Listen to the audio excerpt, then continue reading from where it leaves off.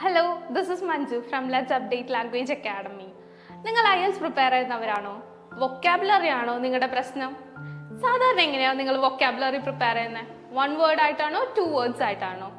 Most probably 1 word ആയിട്ടായിരിക്കും അല്ലേ? നമുക്കിനി 2 വേർഡ്സ് ആയിട്ട് പ്രിപ്പയർ ചെയ്താലോ? There are only a small number of words that work with a single word in English. Let's take the word question for example. It's a noun and there are a group of adjectives that are often used with this noun to help describe it.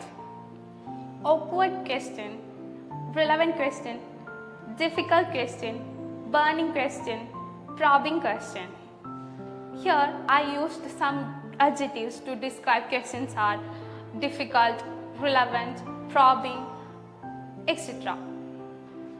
Certain adverbs and prepositions are also used with questions when others are not. When words go together like this are called collocations. Collocation means a group of 2 or more words that usually go together. Actually, they are familiar with native English speakers. There are also a group of verbs that are often used with question. Ask a question, answer a question, have a question, face a question. Now compare the verb make with question, which is not usually used. Make a question? This is not the right way to frame a question. Let's familiarize with some collocations that starts with make. Make a break for it means to run or to go really fast. Let's set an example. When we bunk classes, we say, "Quick, let's make a break for it before she sees us."